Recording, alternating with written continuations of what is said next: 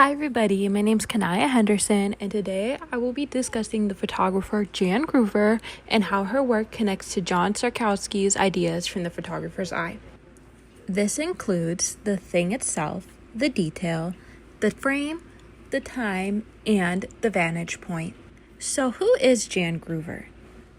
Jan Groover was an American photographer who was originally trained as a painter.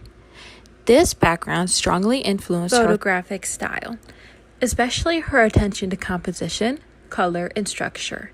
She is best known for still life images that transform everyday objects into carefully arranged visual studies. Groover's work is primarily studio-based, where she carefully arranges everyday objects such as utensils, glassware, and containers.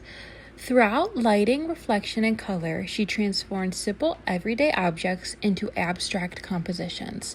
Her photographs often resemble painting because they focus more on structure and design than realism. For clarification reasons, many of Groover's photographs remained unnamed or have very vague names. Now we'll be moving on to our photograph examples. The first photograph I will be breaking down is one of her untitled still lifes from 1978.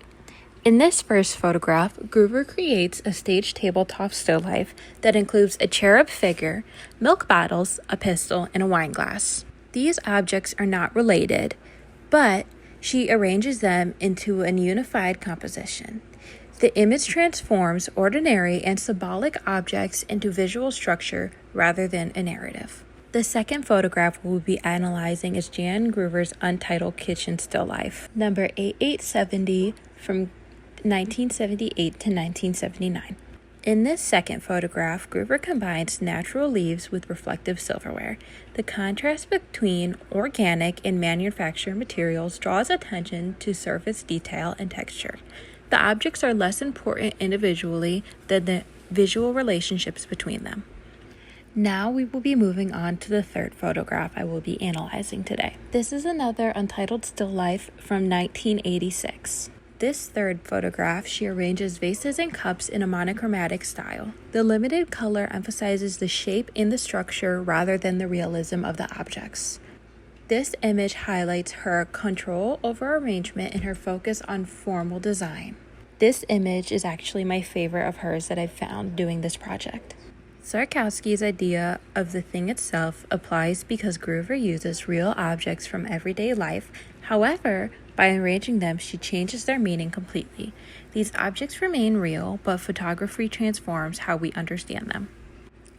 The detail is important in Groover's work because small visual elements like reflections and textures become the focus. The frame is equally as important because she carefully controls what is included in the image. Nothing outside the composition matters, which shapes how we interpret the work. Even though Groover's work is still life, time is still present because each image captures a carefully constructed moment. Vantage point is also important because the angle of the camera changes how objects relate to one another and how we interpret the scene. In conclusion, Jan Groover transforms ordinary objects into abstract photographic compositions. Her work shows how photography can function like painting, focusing on design, structure, and composition. Her images strongly connect to Sarkowski's ideas over and over again, especially the thing itself, the detail, the frame, the time, and the vantage point. I would like to end this presentation by discussing what I found most interesting while analyzing Jan Groover's work. She has completely changed the way I think about everyday objects. Things that normally feel ordinary or even unnoticed, such as utensils or glassware, became visually important and intentional when she places them in a composition. I enjoy how her images sit between photography and painting.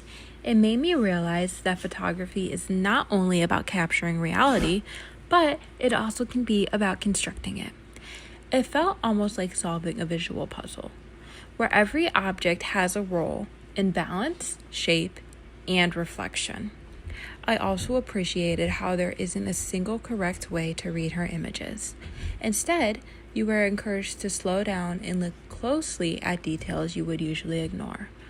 Overall, Analyzing her work has made me appreciate how much control and creativity can exist within something that initially looks simple or random.